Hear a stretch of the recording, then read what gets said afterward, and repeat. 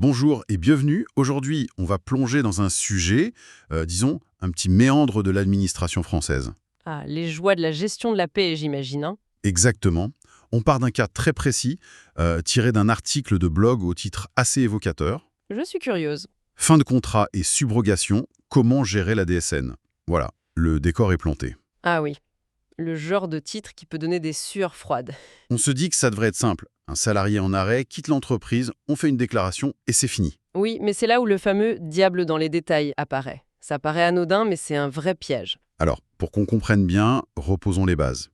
On a un salarié en arrêt, l'entreprise pratique la subrogation C'est-à-dire, oui, que l'employeur continue de verser le salaire. pour simplifier la vie de l'employé. C'est ça. Exactement.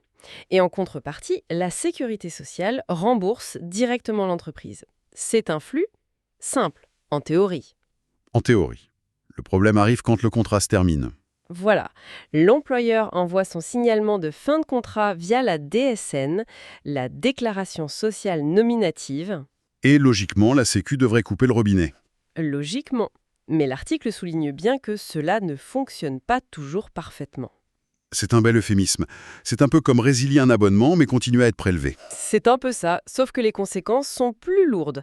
Parce que si la Sécu continue de verser, L'argent arrive chez l'entreprise. Où est le vrai problème, au fond? le vrai problème, c'est que ça crée un trop perçu chez l'entreprise pour quelqu'un qui n'est plus salarié. D'accord.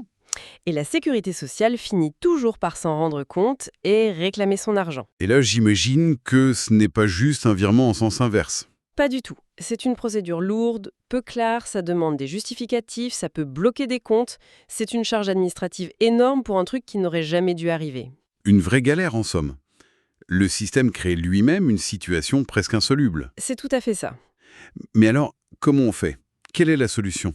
Et c'est là que ça devient vraiment intéressant et assez surprenant. Ah oui. La solution, ce n'est pas de corriger le premier signalement. Ça ne marche pas. D'accord, alors quoi? Il faut faire une action complètement différente. Un nouveau signalement, un annule et remplace. Un annule et remplace? Oui, pour venir dire manuellement au système, attention, la subrogation s'arrête à cette date précise, qui est le dernier jour du contrat. Attendez.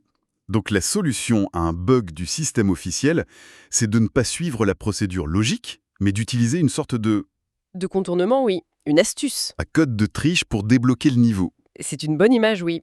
Et c'est le grand enseignement de l'article. Il ne suffit pas de connaître les règles par cœur. Il faut comprendre comment le système pense. Exactement, pour anticiper ces failles. Et ce n'est pas un cas isolé d'ailleurs. Oh non, il y a d'autres exemples de ces procédures incomplètes. Bien sûr, l'article en donne un autre, très parlant, la DPAE. La déclaration préalable à l'emploi, le truc qui est censé tout simplifier. En théorie, oui, mais cette déclaration numérique, en fait, elle ne déclenche pas la prise de rendez-vous pour la visite médicale. C'est une blague. Non, il faut quand même prendre son téléphone et appeler soi-même l'organisme de santé au travail. Donc la procédure numérique ne va pas au bout de sa propre logique. C'est un travail à moitié fait. Le système s'arrête en plein milieu. On voit le schéma qui se dessine. Pour gérer l'administratif en France, suivre les règles à la lettre, ça ne suffit pas toujours. Il faut connaître les astuces, les trucs qui permettent de combler les trous dans la raquette. C'est quand même fascinant. Et un peu inquiétant aussi. Oui, on a des systèmes informatiques surpuissants, mais qui reposent au final sur une connaissance quasi artisanale. Un savoir qui se transmet entre initiés. Alors la question qui vient, c'est, là on parle de la paix, de la DSN, Mais on peut se demander à quel point ce principe s'applique ailleurs. c'est ça.